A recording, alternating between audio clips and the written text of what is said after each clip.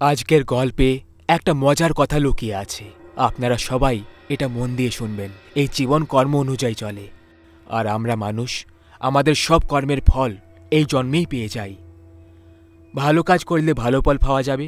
যদি মানবতাকে লজ্জিত করে দেওয়ার মতো খারাপ কাজ করা হয়, তাহলে তার ফল সেটাই হবে যেটা রঘু আর কালিয়া পেতে চলেছে। তোকে বলেছিলাম না আমি কালিয়া 10 টাকার চাকনা আরো নিয়ে নে, কিন্তু না, তুই শুনিস কথা আমার। আরে হয়ে গেছে ভুল ভাই, দুবারের মতো বেঁচে আছে, শেষ করো তাড়াতাড়ি, তারপর ঘরেও যেতে হবে। আরে কিন্তু যাবো কি করে? কোনো বাস আসলে তবেই তো যাবো নাকি? এই দেখ, এটা তো শেষ হয়ে গেল। কি সুরে আওয়াজটা এলো।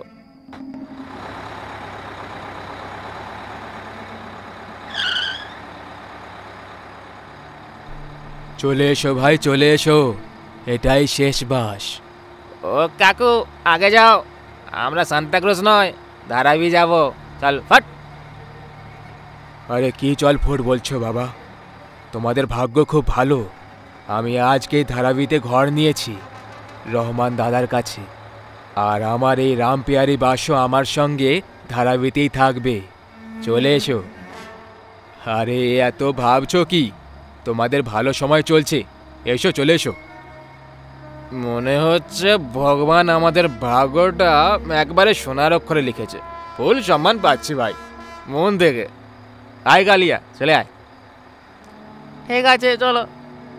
যখন কন্ডাক্টর আছে রাজি, তখন কি করবে রঘু আর কালিয়া মাঝি।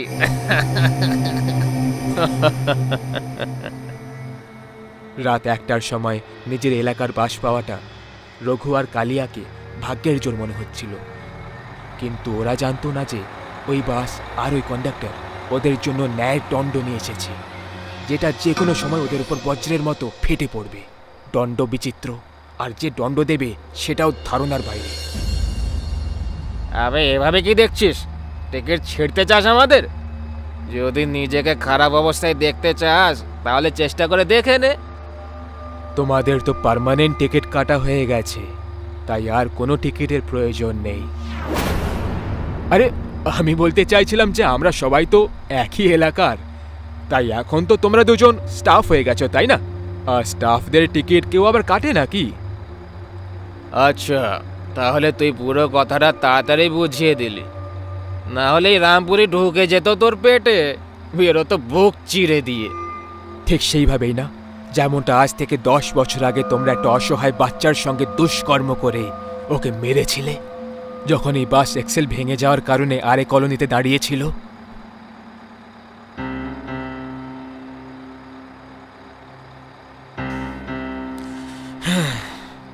শরীরের খিদে তো মিটে গেছে ভাই, এখন এই এঁঠো বাসনের কি করি? একে জ্যান্ত ছেড়ে দিলে তাহলে পুলিশকে সব বলে দেবে। মেরে দিয়ে কে, এটাই ঠিক হবে, মেরে দে।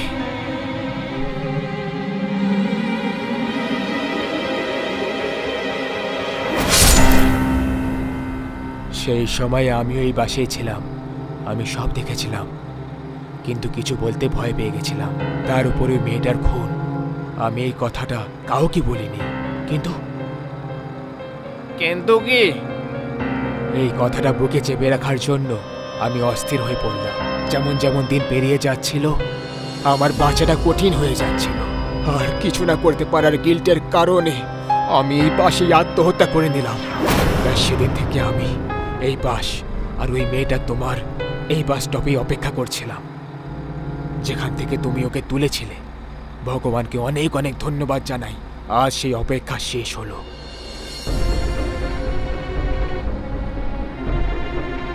আবে ও রামগোপাল বর্মা, এ কি তুই এখানে ভূতের ফিল্ম বানাচ্ছিস? মানে তুই এমন ভাবে বলছিস যেন কোনো ভূত তোমরা দুজন। কিছু সন্দেহ আছে?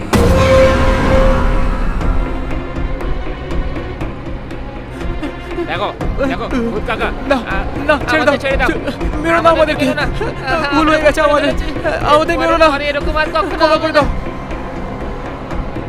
ভবিষ্যতে তুমি কি ভুল করবে, এই শাস্তিটা সেটা নয়। এই শাস্তিটা সেটার ফল যেটা তুমি আগে করেছিলে।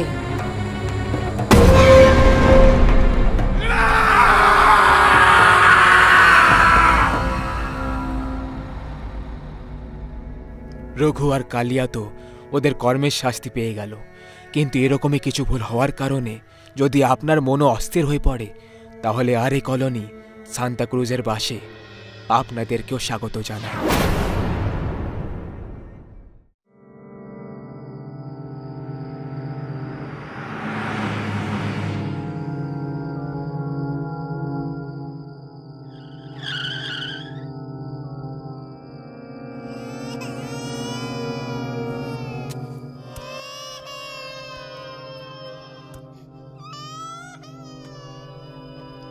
এই কান্নার আওয়াজটা কিসের? আমি দেখছি।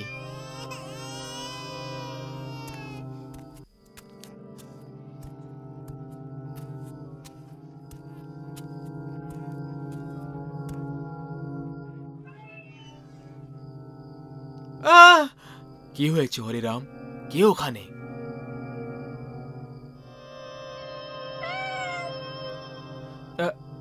না দাদা, এখানে কেউই নেই। মনে হয় কেউ মজা করছিল, কেউ ইয়ার্কি করছিল, হয়তো পালিয়ে গেছে।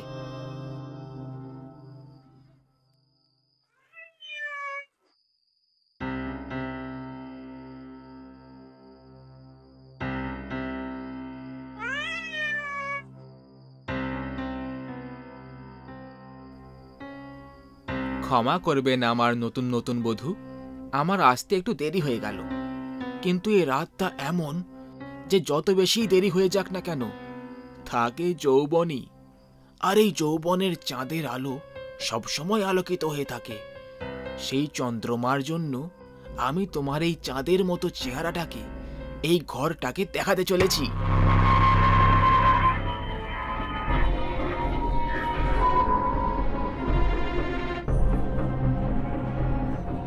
আর কত গিলবে? অনেক হয়েছে আজকে, চলো গিয়ে এবার শুয়ে পড়ো। আরে এত তাড়াতাড়ি কি করে শুয়ে পড়ি? আজ আমাদের ভাইজির বিয়ে হয়েছে। বিয়ের খুশিতে আজকে যদি না গেলি তাহলে কবে গিলবো? আমি তো বলছি আমার গিন্নি, তুমিও একটা দুটো গিলে নাও। বাহ বাহ, নিজে তো ডুবে যাচ্ছ আর আমাকেও নিয়ে ডুবতে চাইছো? আরে গিন্নি, এতে ডুবতে নয়, এতে সাঁতার কাটতে হবে আমার ফুলকুমারী। একবার খেয়ে তো দেখ। ভাগাড়ে যাও, তোমার এই মদ আর তুমি। আমি গেলাম শুতে।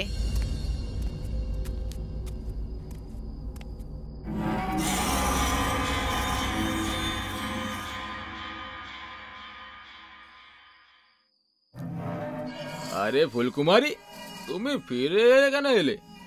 যাও, আমাকে শান্তিতে খেতে দাও। আরে ফুলকুমারী, তোর আওয়াজের কি হলো? চিনতে পেরেছেন? চারু, তুই? আপনি আমাকে চিনতে পেরেছেন? আমি তো ভেবেছিলাম আপনি আমাকে চিনতেই পারবেন না।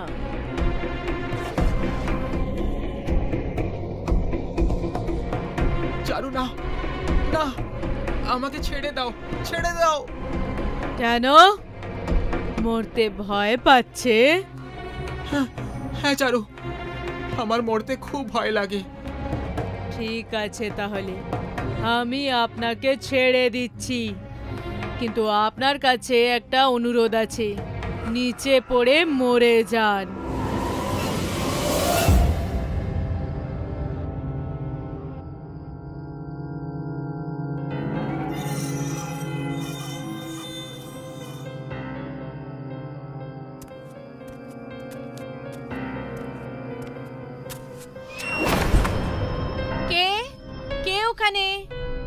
আরে অঞ্জলি, তুমি তুমি এখানে কি করছো?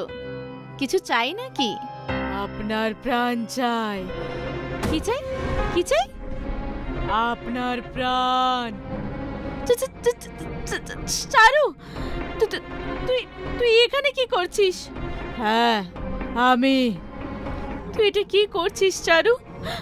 আমি তোর কি ক্ষতি করেছি? ছেড়ে দে আমায়, ছেড়ে দে না, ছেড়ে দে, বাঁচাও, বাঁচাও, কেউ আছে?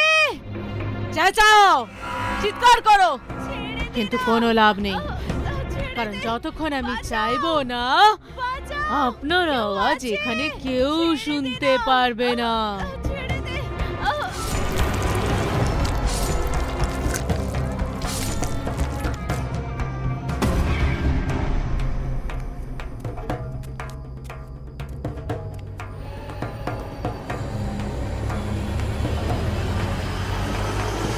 চারু, আরে আপনি তো আমাকে চিনে ফেললেন।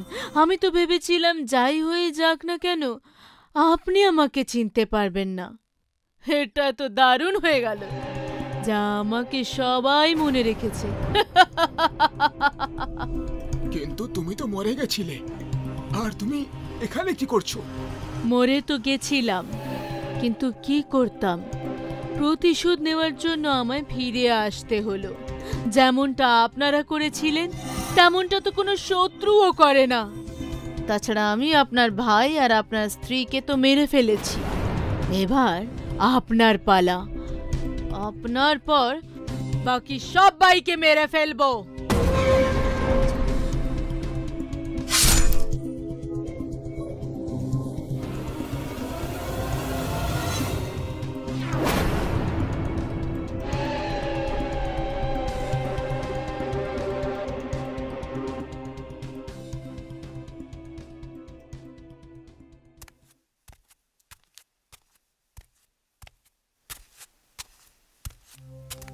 আরে খোকা, বাথরুম পরে যাবি, আগে আমার কথা শোন। কি হয়েছে মা, তুমি কাঁদছো কেন? তুই আগে এদিকে তো আয় খোকা, অনেক বড় একটা অনর্থ হয়ে গেছে। কেমন অনর্থ মা? যে অঞ্জলির সাথে তোর বিয়ে হয়েছে ওর ওপরে চারুর আত্মা কবজা করে নিয়েছে। এটা কি বলছো মা? পাগল হয়ে গেছো নাকি? এটা কি করে হতে পারে? সত্যি বলছি রে খোকা, আমি নিজের চোখে দেখেছি। ও তোর বাবা আর তোর কাকা কাকিকেও মেরে ফেলেছে খোকা। ও আমাদের দুজনকেও মেরে ফেলবে। তোর তোর বিশ্বাস হচ্ছে না তাই না? চল চল গিয়ে রান্নাঘরে দেখে নে। এই দেখ দেখ কত নির্দয়ভাবে মেরেছে ও তোর বাবাকে। হ্যাঁ খোকা, আমি সত্যি বলছি, তোর কাকার লাশ বাইরে পড়ে আছে কাকির তার ঘরে।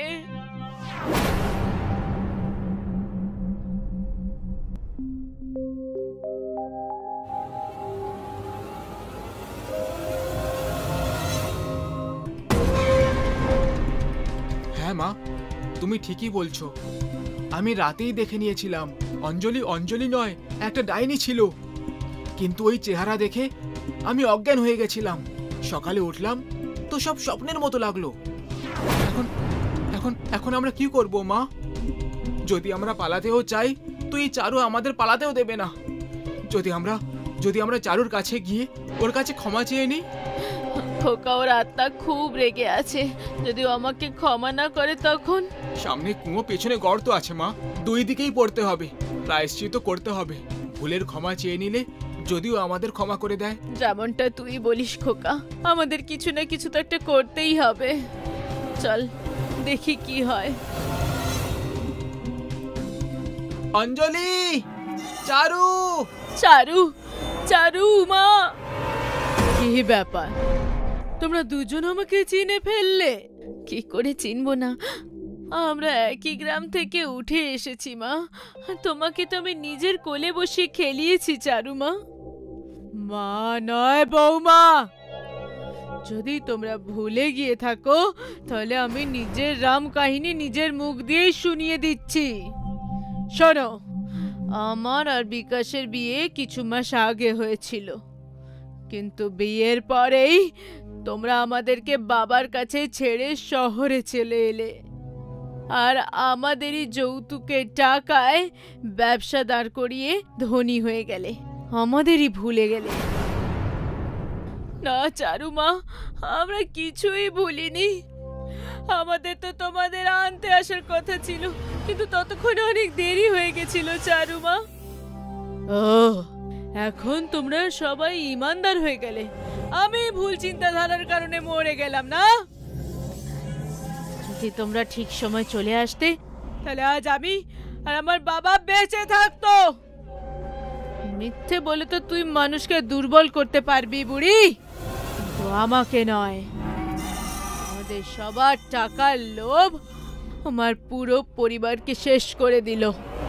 জানিস কি তুই এটা? জান কি তোমাদের সবার জন্য পুরো গ্রামে আমাদের বদনামি হলো। আমি যেখানেই যেতাম তো সবাই দেখে হাসতে থাকতো, মজা করতো। আমাকে স্বামী ছাড়া মনে করে ছেলেরা নোংরা নোংরা কথা বলতো, ইশারা করতো। এই বদনামির ভার আমার মা বাবাকে মেরে ফেললো। আর তারপর আমাকে। আর আমি মরার পরেই তুমি দ্বিতীয় বিয়ের জন্য তৈরি হয়ে গেলে। কত টাকা নিয়েছো এই অঞ্জলির থেকে বলো? 9 লক্ষ ক্যাশ, একটা গাড়ি, একটা বাইক, ফ্রিজ, টিভি, সব। কিন্তু যদি তুমি বলো তাহলে আমরা সব ফেরত দিয়ে দেবো চারু। শুধু আমাদের ক্ষমা করে দাও। আমি ভেবে দেখিনি যে এমন কিছু হয়ে যাবে। ক্ষমা করে দাও আমাকে। চারু, আমি মানছি যে আমরা ভুল করেছি। আমরা নিজেদের ভুলের জন্য লজ্জিত। প্লিজ আমাদের ক্ষমা করে দাও। অঞ্জলির শরীর ছেড়ে দাও। এত সহজে কি করে ছেড়ে দেব? যতক্ষণ আমার প্রতিশোধ পুরো না হয় আমি মুক্তি পাবো না। আর মুক্তি পাওয়ার জন্য তোমাদের দুজনের মরাটা খুব জরুরি। না চারু মা, একটু তো দয়া দেখাও। আমি তোমার শাশুড়ি, আর শাশুড়ি মা সমান হয়। এরকম মা আমার দরকার নেই।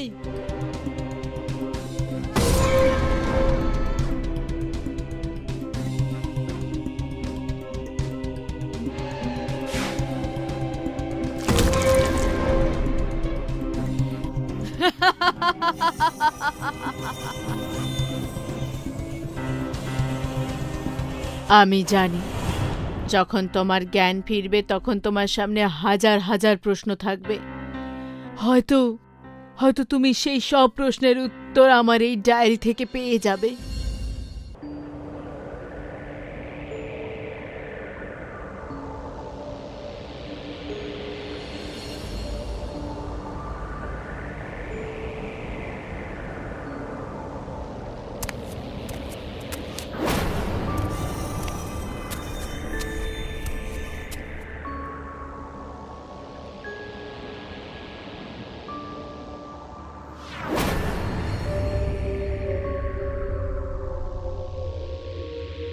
ভাইজান, শত্রু ওই দিকের পাহাড়ের দিকে আছে। চলুন এই হাতিয়ারগুলোর সব লোহা শত্রুদের বুকে মেরে ওদের জাহান্নুমের ভ্রমণ করিয়ে দিই।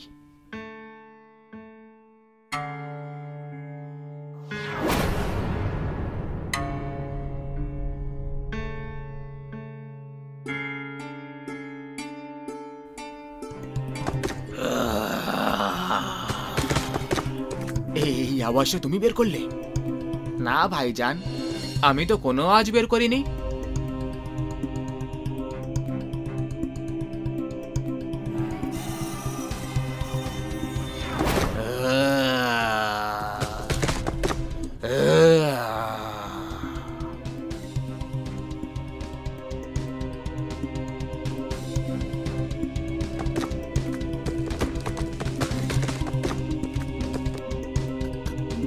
কে ওখানে? কে ওখানে? সামনে এসো, সামনে এসো, তাহলে গুলি চালিয়ে দেবো।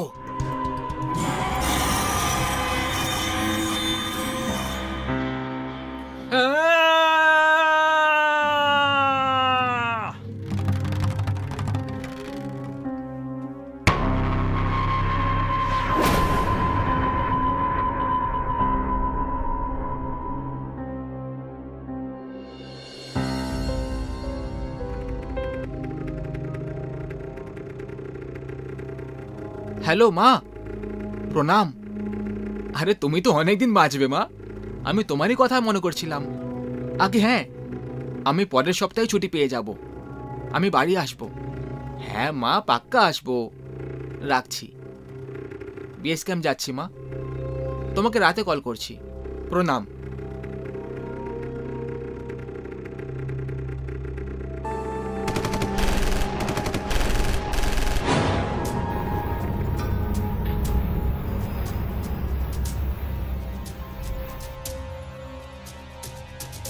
ওই ভারত মায়ের বাচ্চা, কোথায় লুকোচ্ছিস? বাইরে বেরো, বাইরে। আমরা তো শুনেছিলাম ভারত মায়ের সৈনিকরা খুব বাহাদুর হয়, কিন্তু তুই ভীতু বেরোলি যে ইঁদুরের মতো গর্তে লুকিয়ে আছিস। গর্তে আমরা নয়, তোমরা লুকোতে চাও, সেই জন্য লুকিয়ে পেছন থেকে আক্রমণ করো। যদি বাহাদুর হতে তাহলে সামনে থেকে ঘাত করতে। যদি এরকমই হয় তাহলে একবার বাইরে চলায়, তারপর আমরা সামনে থেকেই ঘাত করব। মনে হয় সৈনিক ভয় পেয়ে গেছে। আমি হিন্দুস্তানি সিংহ, আর সিংহ কখনো নেকড়ের থেকে ভয় পায় না। যদি বাইরে চলে আসি তাহলে তোমাদের সবাইকে কুচলে ফেলবো। আরে বাবাজি, বাইরে আয় তো একবার, দেখা যাবে কে কাকে কুচলে দেয়। আর এই ভাষণ দেওয়া বন্ধ কর। তুই একা আছিস আর আমরা 3 জন। তোর মৃত্যু নিশ্চিত। যদি বাঁচতে চাস তাহলে নিজের প্রাণের ভিক্ষে চা আমাদের কাছে। কুকুরের বাচ্চা, আমরা ভারত মায়ের সৈনিক। তোমাদের মতো আতঙ্কবাদী 3 জন হোক বা 300 জন, আমরা কারোর থেকে ভয় পাই না।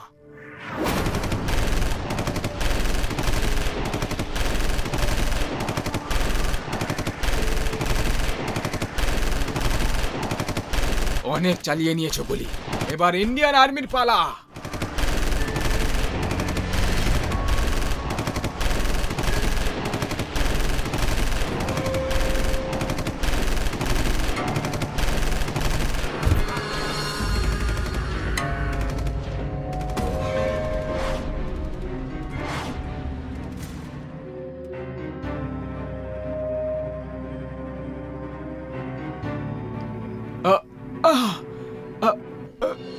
আপনি কে?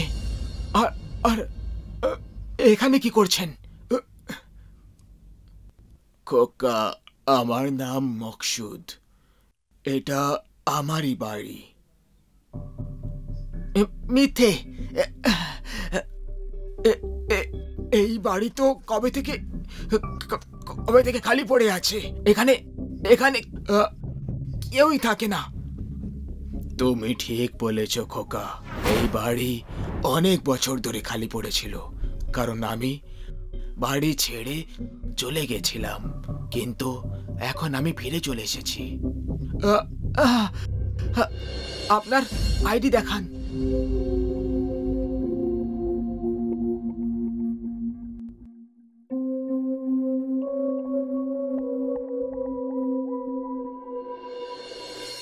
না না, সামনে এগোবেন না। খোকা, তোমার অবস্থা খুবই খারাপ, তোমার চিকিৎসার প্রয়োজন। আমি ঠিক আছি। গুলি লাগার কারণে আপনার অনেক রক্ত বেরিয়ে গেছে, আর এই অবস্থায় চিকিৎসা না করলে তাহলে তোমার প্রাণ চলে যেতে পারে খোকা।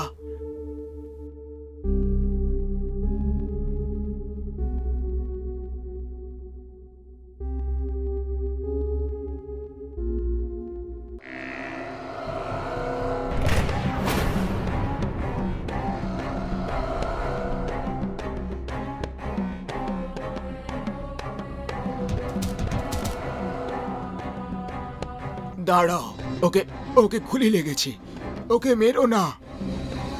চুপ কর বুড়ো, তোর মতো লোকেদের জন্য আমরা কাশ্মীরটাকে হাতের মুঠোয় করতে পারছি না।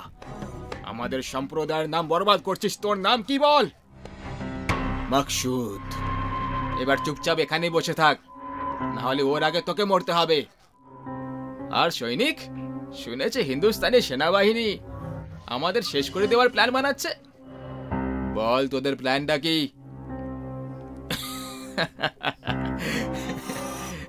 কেন মরতে ভয় পাচ্ছে, সেই জন্য প্ল্যান জানতে চাইছিস? মরার ভয় আমাদের নয়, তোর হওয়া উচিত সৈনিক। তাড়াতাড়ি বল এবার তোদের প্ল্যানটা কি? নাহলে তোর শরীরে গুলি মেরে গর্ত করে দেব। মারতে হলে আমাকে মেরে দাও, কিন্তু আমি কিচ্ছু বলবো না তোমাদের। দেশের সাথে বিশ্বাসঘাতকতা করা তোমাদের দেশে হতে পারে, কিন্তু আমাদের দেশের আর্মি করে না। তুই যা চাস বলে নে সৈনিক, বলতে তো তোকে হবেই। তাতে তুই এটাকে গদ্দারি বল অথবা প্রাণের দাম বল। তোদের প্ল্যানটা কি? বললাম না, মরতে হলে মরে যাব, কিন্তু দেশের সাথে বিশ্বাসঘাতকতা করব না। যদি তাই হয় তাহলে তোর সাথে এটাই হবে।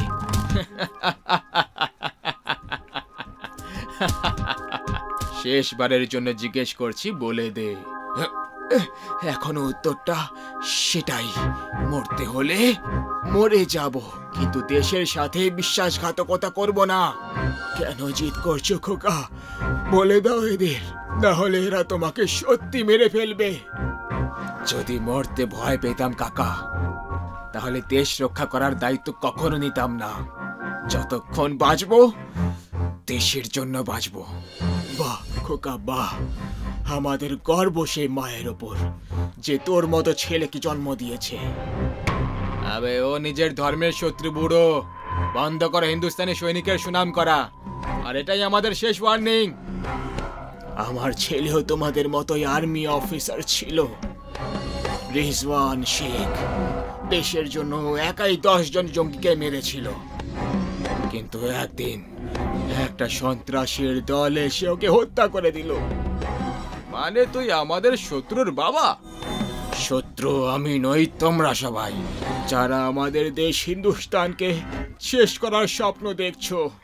কিন্তু যতক্ষণ আমাদের মতো দেশভক্ত এই মাটিতে থাকবো, তোমাদের মতো লোকেরা হিন্দুস্তানের শান্তি কখনো ভঙ্গ করতে পারবে না। মনে হচ্ছে বুড়োটা পাগল হয়ে গেছে। পাগল আমি নই, তোমরা যারা কয়েক টাকার জন্য অসহায় নির্দোষ অস্ত্রহীন লোকেদের মারার জন্য হাতিয়ার হাতে তুলে নাও। ধর্মের নামে লোকেদের ভ্রমিত করে দিয়ে ওদেরকে আতঙ্কের রাস্তায় ঠেলে দিয়ে ইসলাম ধর্মকে বদনাম করতে থাকো। মানুষকে মানুষের হত্যা করিয়ে খুদার নেক ইরাদাকে শেষ করে দাও। কিন্তু এখন আমি তোমাদের এরকমটা করতে দেব না। তুই থামাবি আমাদের? হ্যাঁ, তুই মরার জন্য তৈরি হয়ে যা বুড়ো। যে আগে থেকেই মরে গেছে তাকে তুই তো দূর, তোর বাপও এসে মারতে পারবে না।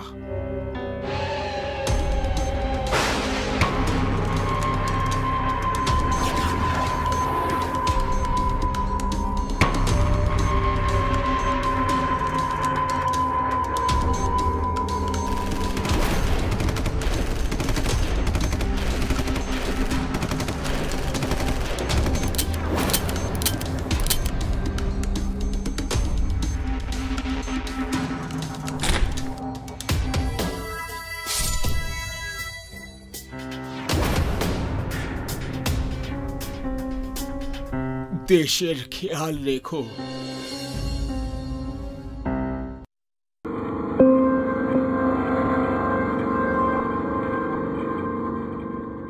বাবা চলে যাও তোমার ধাবায়। আরে বাহ, বদমাইশ ভূত, তোকে কে বললো যে আমি আগে ধাবা চালাতাম? যত মানুষ তোমার খাবার খেয়ে মরেছে তারা বলেছিল আমাকে।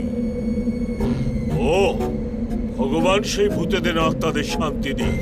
তুমিও বরং একদিন এসো আমার জায়গায়। বাবা এখন যাও এখান থেকে।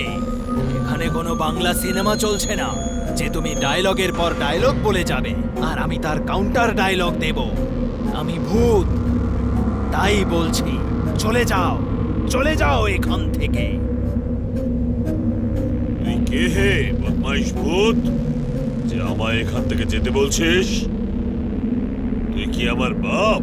না তো, তাহলে যা, আমি তোকে ভয় পাই না। মাথা খারাপ করো না। কেন আমার হাতে মরতে চাইছো? এখনো সময় আছে, চলে যাও। চুপ! না তরোয়ালের ধারকে না গুলির বৃষ্টিকে, এই বাবা ভয় পায় শুধু মায়ের হাতের মারকে। আরে বাবা, ভূতকে ডায়লগ দেওয়া বন্ধ করুন প্লিজ। ভেতরে এসে আমাদের বাঁচান। ও সরি, ভুল করে মিস্টেক হয়ে গেছে। আমি এসে গেছি, আমি এসে গেছি, এসে গেছি। দেখেছি আমি দুটো স্বপ্ন, ভূতেদের হাতে আমি হারবো না। আমি এখানে, তুই কোথায়? ভূত ভূত ভূত ভূত রাজা।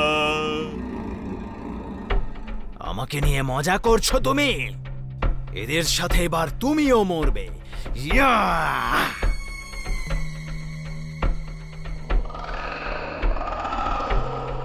ওম ডম ডম গিলা গিলা, হাওয়া ভিজে ভিজে আমি তো এসেছি, এসেছি। হায় আল্লাহ, হায় আল্লাহ, সোহা। তুই যেই হ, আমার সামনে এসে দেখা দে। তোর গলায় যদি না আমার নাম ঝুলিয়ে দিই, তাহলে আমার নামও ঝুমরু নয়, ঝুম ঝুম ঝুম ঝুম ঝুমরু। আয় রে।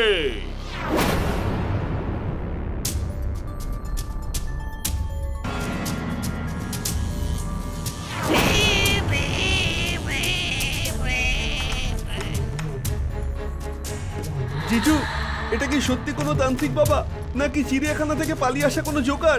জুতে অ্যানিমেল থাকে মায়াঙ্ক, জোকার থাকে না। সরি দিদি, কনফিউজ হয়ে গিয়েছিলাম ওনাকে দেখে। চুপ করো, বাবা আছেন তো। একটা অসমাপ্ত ফিল্মের চরিত্রেই বাবা কি দারুণ অভিনয় করেছিলেন। তার মানেটা কি? ওনার কোনো ফিল্ম এখনো পর্যন্ত রিলিজ করেনি। সর্বনাশ! আরে ওই বদমাইশ ভূত, পেছন থেকে কেন মারছিস? যদি সাহস থাকে সামনে থেকে মার। শুনতে পাচ্ছিস তুই বদমাইশ ভূত? সামনে আয়, নয়তো শিকল দিয়ে বেঁধে নরক দর্শন করাবো তোকে। আমি মোগলের মতো চিৎকার করব।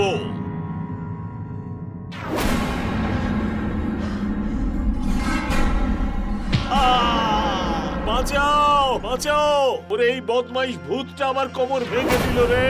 ও মাগো! জিজু, দিদি, আমি কিন্তু বলে দিচ্ছি, এই পাগল বাবা নিজেও মরবে আর আমাদেরকে নিয়ে মরবে। এসব কি বলছো কি?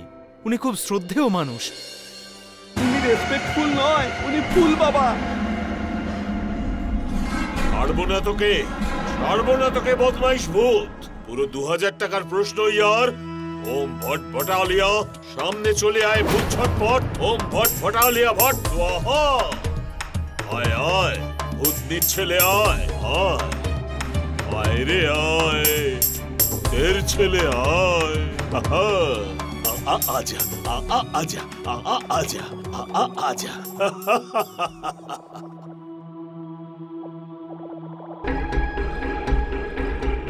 মনে হচ্ছে বাবা পাগল হয়ে গেছে। ঘুরিয়ে দিল আমাকে, ঘুরিয়ে দিচ্ছে আমাকে। ভূত বাবাকেও তো শক্তিমান বানিয়ে দিয়েছে।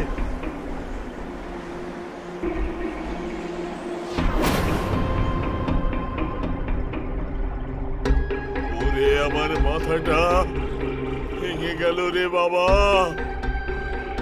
বাবা, আপনি ঠিক আছেন তো? বাবা, এই বদমাইশ ভূতটা তো আমার শরীরে 306টা হাড় ভেঙে দিল রে। কিন্তু বাবা, শরীরে তো 206টা হাড় থাকে। সেই তো, এই বদমাইশ ভূতটা না জানে কোথা থেকে আরো 100টা হাড় ভেঙে দিয়েছে। আমি আগেই বলেছিলাম চলে যাও, কিন্তু তুমি আমার কথা শোনোনি। আরে ভাই ঠিক আছে, কথা শুনিনি, করে ফেলেছি অন্যায়। প্রত্যেক মানুষই তো ভুল করে, এই বাবাও না হয় করে ফেলেছে, এটা কি এমন বড় কথা? কিন্তু তা বলে তুইও করবি? ছোটবেলায় মা মেরে মেরে মুখ লাল করে দিত, আর এই বয়সে তুই মারতে চলে এলি। একটু তো সম্মান কর বদমাইশ ভূত, কিছু তো মানবিক মানে ভূতাবিক দেখা। যদি তোর মারবারই ছিল, 2-4টে থাপ্পড় মেরেই তো থামতে পারতিস ভাই। এইভাবে মারার কি কোনো দরকার ছিল ভাই? থাপ্পড় মারাতে মজা হয় না বাবা, ধোলাই করলেই মজা আসে। আরে ওই বদমাইশ ভূত, না তুই আমায় মারছিস না নিজে মরছিস। কোনো একটা কাজ তো ঠিক করে কর আমার বাপ। অনেক নাম আমার, নামটা খারাপ করিস না। যাকে ছাড়, তুই এটা বল তুই চাসটা কি? আমার কথা শোনো। তো শোনাতেই তো বলছি রে ভাই, আমরা কি তোকে না বলার সিচুয়েশনে আছি? যা শোনাবার শুনিয়ে দে, তাহলে এইভাবে মেরে আমাকে হালুয়া বানিয়ে দিস না।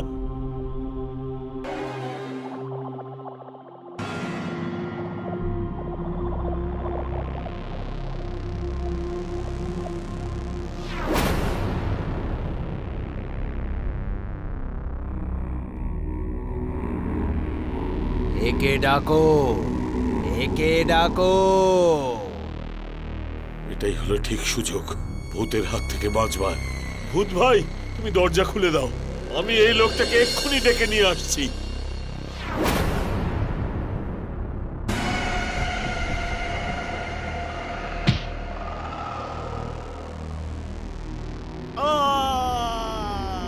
ওরে আমার বদমাইশ ভূত, আমি তো তোর কাজেই যাচ্ছিলাম রে, তাহলে আমায় কেন ফেলে দিলি? এই যে ও ধাবা চালানো বাবা, হতে পারে আমার শরীর নেই, কিন্তু বুদ্ধি এখনো আছে। আমি সব বুঝি। তুমি পালানোর তালে আছো।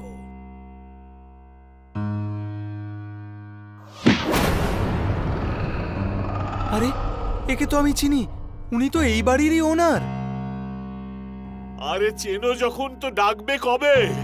তোমরা মরে গেলে ফোন করো ওকে আমার বাপ। হ্যালো হ্যালো প্রকাশ বাবু, আপনি এক্ষুনি এই মুহূর্তে আমাদের কাছে আসুন, দরকারি কাজ আছে। সরি, আমি একটা জরুরি কাজে আছি, বাই। ওকে বলো তোমার বাড়িতে সোনার উপভর্তি গুপ্তধন পাওয়া গেছে। ও যদি না আসে তাহলে ওই গুপ্তধন নিয়ে তুমি চলে যাবে। হ্যালো প্রকাশ বাবু, সরি আমি আবার ফোন করলাম, কিন্তু আপনাকে এটা বলা খুব জরুরি, কারণ এটা আপনার বাড়ি। তাই আসলে আমরা আপনার বাড়িতে গয়না ভর্তি একটা বাক্স পেয়েছি, যাতে সোনার উপর গয়না আছে। আপনি যদি না আসেন তাহলে আমরা এটা নিয়ে এখান থেকে চলে যাব। আপনাকে তখন আর ডিপোজিটও ফেরত দিতে হবে না। গুপ্তধন? না না, তোমরা ওখানেই থাকো, আমি আসছি।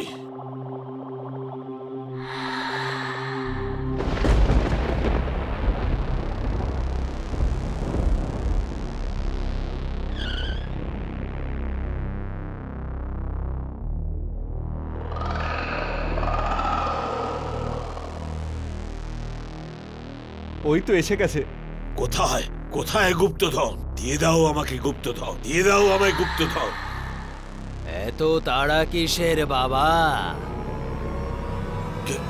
কে? আমাকে চিনতে পারছো না বাবা? আরে তুমি তো আমার সম্পত্তি নিয়ে নেওয়ার জন্য আমাকে খুন করেছিলে। ভুলে গেলে তোমার সৎ ছেলেকে বাবা? এসব কি হচ্ছে? বাঁচাও, বাঁচাও, আমাকে বাঁচাও। তোমার জন্য এই ভূত ভাই আমাদের খুব মেরেছে, এবার তোমার পালা। আমাকে ছেড়ে দাও অমর বাবা, ছেড়ে দাও। কেউ কি নিজের বাপকে মারে? আরে দাঁড়িয়ে আছো কেন আর হাসছোই বা কেন? আমাকে একটু বাঁচাও। আরে এই লোভী মানুষ, ছেলে নিজের কথাই শোনে না, বাপের কথাই শোনে না, তো আমাদের কথা কি শুনবে? আরো একটা কথা, তুমি ওকে ভূত বানিয়েছো, এখন তুমি ভোগো। অমর বাবা, আমায় ক্ষমা করে দাও, আমার ভুল হয়ে গেছে। আমি তো তোমার বাবা। তুমি বাবা নয়, পাপী তুমি।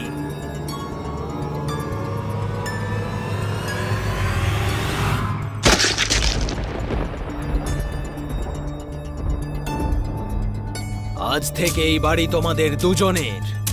তোমাদের আমি স্কুল চালানোর দায়িত্ব দিচ্ছি, যেখানে তোমরা গরিবদেরকে পড়াবে আর ওদের থেকে 1 টাকাও নেবে না। তাহলে ভূতবাবু, আমার সংসার কিভাবে চলবে? আমি আছি তো। শাহরুখের ফিল্ম। আরে ভূতের বাচ্চা, ও সরি সরি, ভূত তো আমি।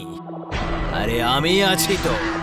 আরে আমি আছি মানে আমি আছি, আমি সব সামলে দেব, তাই এত চিন্তা করার কোনো প্রয়োজন নেই। আরে বাহ, ভেরি নাইস। এই ভূত তো দেখি দানবীর কর্ণ, এ তো আমাকে উদ্ধার করে দেবে। ঠিক আছে, এবার আমি যাচ্ছি। চলে যাচ্ছ? আরে দুষ্টু ছেলে, তুমি আমাকেও খুব কষ্ট দিয়েছো, ব্যথার বদলে আমায় একটু ওষুধ দাও। তুমি কি করেছো? তুমি তো শুধু সিনেমার গান গেয়েছো। আসল কষ্ট তো আমার হয়েছে তোমাকে ওইভাবে তুলে আছাড় মারতে। দেখো আমার হাতে কেমন দাগ হয়ে গেছে, দেখো। ও নট টু ওয়ারি, চলে এসো, আমি অয়েনমেন্ট লাগিয়ে দেবো। সে যাই হোক, আমার জায়গায় অন্য কেউ থাকলে কি আর আসতো?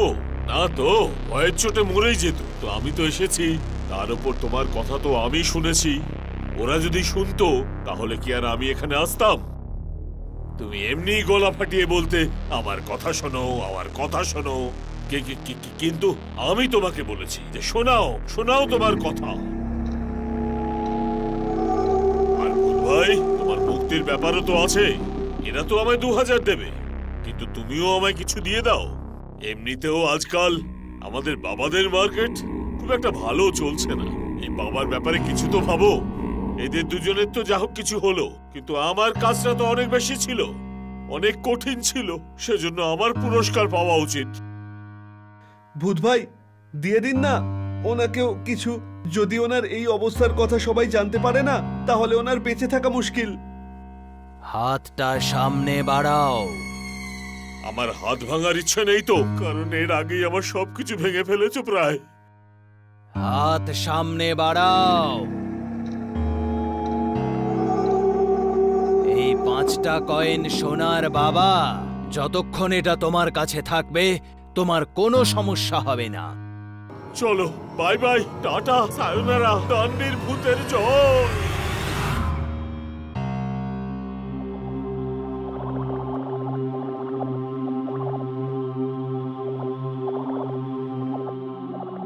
ঠিক আছে, এবার আমি আসি। ধন্যবাদ বন্ধুরা।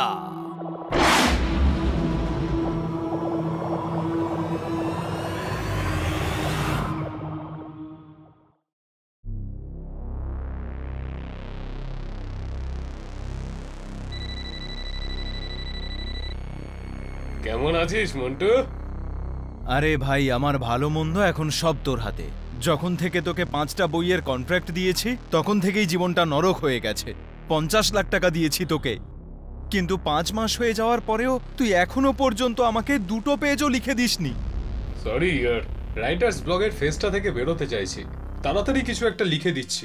কোনো হিল স্টেশনে পাঠিয়ে দেবো নাকি, যদি তোর রাইটার ব্লক ব্রেক হয়ে থাকে? আই থিঙ্ক এটাই বেটার হবে। ঠিক আছে ভাই, যেমনটা তুই বলবি। কিন্তু একটা কথা বল, এই হিল স্টেশনের পেমেন্ট তোর কাছ থেকে কেটে নেব নাকি আমাকেও দিতে হবে এটা? রাইটারদের এমনিতেই লোক জোর করে একটু টাকা দেয়, তুই টাকা দেওয়ার পর আবার ফিরিয়ে নেওয়ার কথা বলছিস আমায়? জোকস অ্যাপার্ট, বুক করে বলছি, দাঁড়া।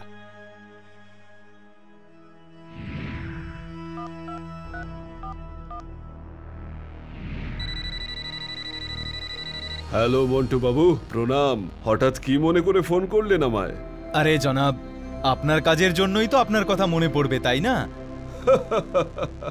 ঠিকই বলেছেন। কটা বাংলো বুক করবেন আপনি? একটাই চাই শর্মা, কিন্তু এমন একটা জায়গা যেখানে বসে একজন লেখক যেন গুছিয়ে সব গল্প লিখতে পারে। আরে শুধু এইটুকুই চাহিদা মন্টু বাবু। ধরে নিন আপনার কাজ হয়ে গেছে।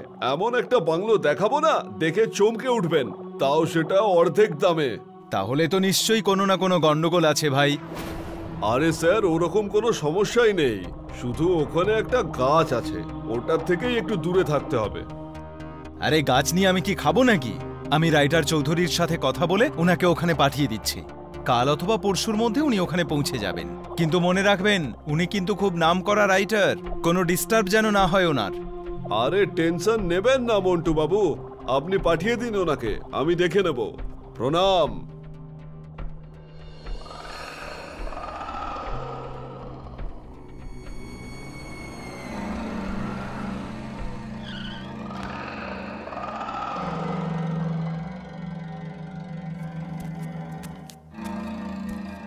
আরে বাবা মিশ্র বাবু, আরে নিয়ে নেবেন আপনার 200 টাকা আপনি। হ্যাঁ, আমি কি এখান থেকে পালিয়ে যাচ্ছি নাকি? আচ্ছা, আমি এখন ফোনটা রাখছি, কাস্টমার এসেছে। টাকা কামাবো, তারপর না দেবো আপনার টাকা। হ্যাঁ হ্যাঁ, প্রণাম। হ্যাঁ, আপনি কে? আমার নাম চৌধুরী। ওই মন্টু একটা... ও হ্যাঁ হ্যাঁ হ্যাঁ, ফোন করেছিলেন উনি আমাকে। আমি তো আপনার জন্যই অপেক্ষা করছিলাম, কখন থেকে বসে আছি। চলুন যাওয়া যাক পাহাড়ের উপর। একেবারে খাসা ব্যবস্থা করে রেখেছি আপনার জন্য। আসুন, পরে নিন চৌধুরী মশাই, ফর সেফটি। চলুন। আরে যাব বলেই তো বাইকে উঠে বসলাম, চলুন। তাছাড়া আমার এই বাইকটার ব্যাপারে কিছু জিজ্ঞেস করুন। এই বাইকটা আমি ডেভিডের সানের থেকে নিয়েছিলাম, আরে বাইরেও নিয়ে গিয়েছিলাম আমি। দারুণ বাইক এইটা। এই নিন চৌধুরী মশাই, চলে এসেছি, এইটা আপনার বাংলো। কেমন লাগলো বলুন এবার? মাইন্ড ব্লোয়িং, এরকমই তো জায়গা চাইছিলাম। আরে তাহলে তো কথা হয়েই গেল। এই নিন আপনার চাবি, আর ভিতরে চলে যান। আমি ততক্ষণ আপনার জন্য খাওয়া দাওয়ার একটু ব্যবস্থা করে আসি। ততক্ষণ আপনি কিচেনের মধ্যে রাখা নুডলস বানিয়ে খেয়ে নিন। কিন্তু কিন্তু কিন্তু কি? ওই গাছটার থেকে দূরে থাকবেন।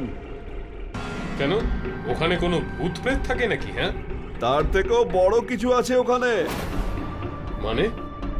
মানে হলো যে ওটা কিন্তু এই বাংলোর সম্পত্তি নয়। ওর মালিক যদি একবার অবজেকশন করে দেয় তাহলে কিন্তু আপনার এখানে থাকা মুশকিল হয়ে যাবে। আমি জিনিসপত্র নিয়ে আসছি।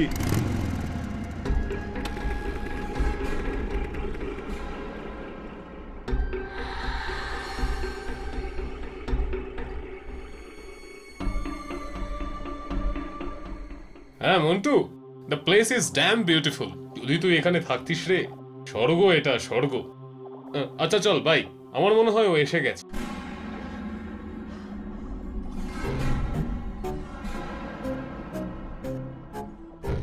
আরে চৌধুরী, এসব কি করছিস তুই রে?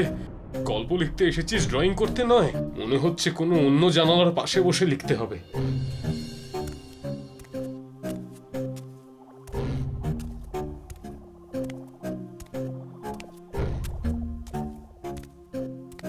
এখানে তো চারদিক দিয়েই গাছটা দেখা যাচ্ছে।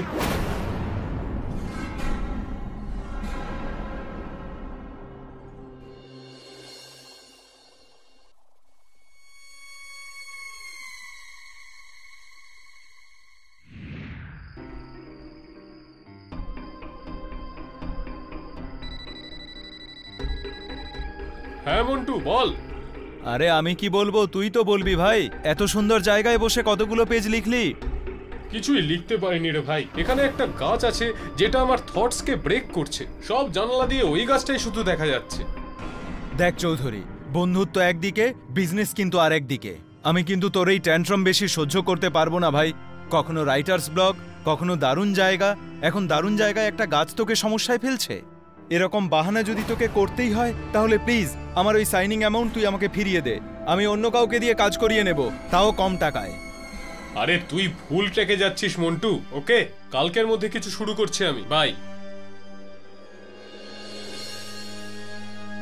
সরি গাছ বাবা, তোমাকে শহীদ হতে হবে।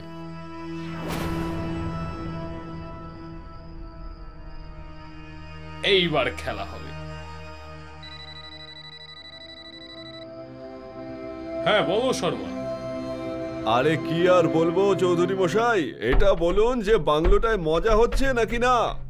বাংলো তো আপনাদের খুব সুন্দর শর্মাজি, কিন্তু এই গাছটা খুব কদাকার। আমার ভাবনাগুলোর মধ্যে বাধা হয়ে দাঁড়াচ্ছে এই গাছটা। আমি এই গাছটা কাটতে যাচ্ছি। এই গাছটার যে মালিক, আমি তার সাথে কথা বলে নেব। আরে না না, এটা আপনি করবেন না চৌধুরী মশাই। এটা কন্ট্রাক্টেও লেখা আছে ওই গাছটা আপনি কাটতে পারবেন না। আরে কি হয়েছে শর্মাজি, এটা তো একটা গাছ। ওটা গাছ নয় চৌধুরী মশাই, ওটা হলো জল জ্যান্ত, জীবিত। ও আপনাকে নিজের ক্ষতি কিছুতেই করতে দেবে না, উল্টে ওর ক্ষতি করার জন্য আপনাকে কিন্তু ও ছেড়ে কথা বলবে না। আমার কথা শুনুন, আপনি বাংলোয় যান আর বিশ্রাম করুন। সরি শর্মা, গাছটা তো আমাকে কাটতেই হবে। চৌধুরী মশাই, চৌধুরী মশাই, চৌধুরী মশাই দাঁড়ান, যাবেন না। ভাই চৌধুরী মশাই তো গেল।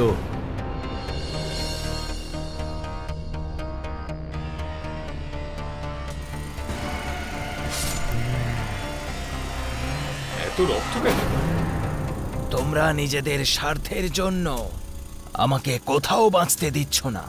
আমি যেখানেই বেড়ে উঠি সেখানেই কাটতে আসো। একটা কথা জিজ্ঞেস করছি, আমি যদি না থাকি তাহলে তোমরা পৃথিবীতে থাকবে কিভাবে? আমি তো তোমাদেরকে অক্সিজেন দিই, আর তুমি আমাকেই মারছো। যদি আমি এখন তোমাকে মেরে ফেলি কেমন লাগবে? না, এটা কখনোই হতে পারে না, এটা কখনোই হতে পারে না।